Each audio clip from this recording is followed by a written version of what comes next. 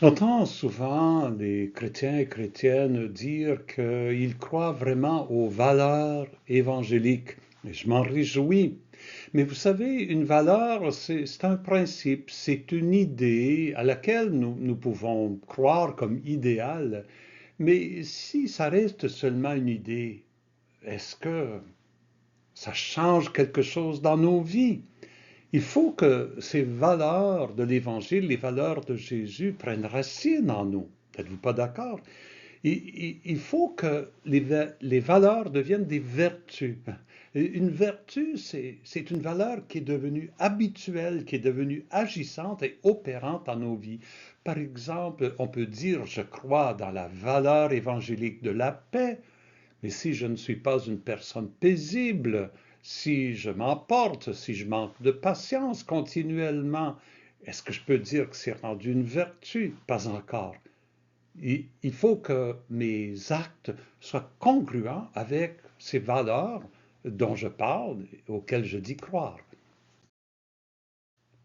Dans la première lecture, le prophète Isaïe parle au nom de Dieu aux gens qui justement disent bien croire dans la loi de Dieu mais ne la pratiquent pas. Et Dieu les avertit, lavez-vous, purifiez-vous, cessez de faire le mal, apprenez à faire le bien, cessez de simplement citer la loi.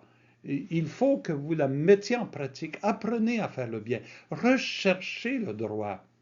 Il ajoute, mettez au pas l'oppresseur.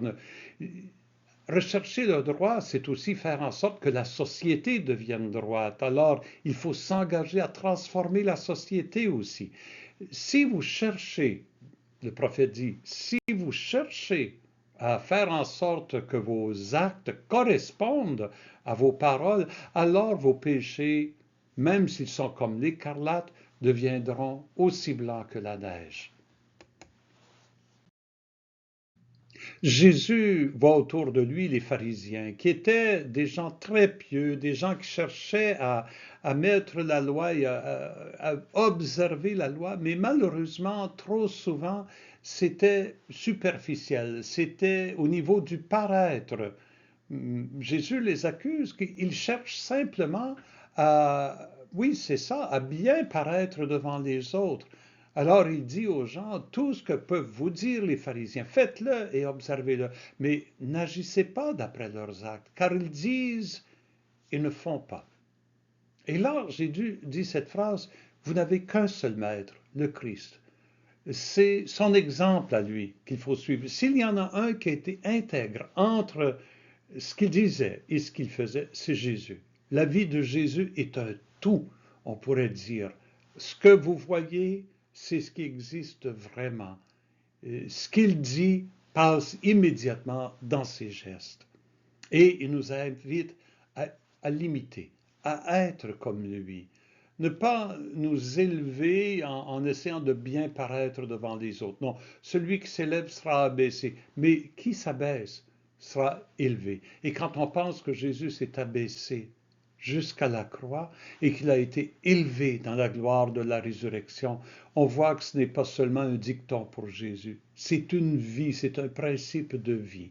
Donc, ce qui est important ici, c'est cette intégrité, cette cohérence entre la vie et nos paroles, en ne cherchant pas la gloire des autres, mais à être fidèle à Dieu. La phrase du psaume, c'est un avertissement de la part de Dieu que je vous invite à méditer aujourd'hui. Qu'as-tu à réciter mes voix, toi qui rejettes loin de toi mes paroles? C'est cette, on pourrait dire, cette double vie. Dieu dit, ne soyez pas des grands pardeux puis des petits faiseurs. C'est comme ça que mon père l'aurait dit. Qu'as-tu à réciter mes lois, toi qui rejettes loin de toi mes paroles? Accueillons cet avertissement du Seigneur en nous demandant, est-ce que je suis coupable? Est-ce que le chapeau me fait? Et demandons au Seigneur de nous aider à faire en sorte que nos actes suivent nos paroles.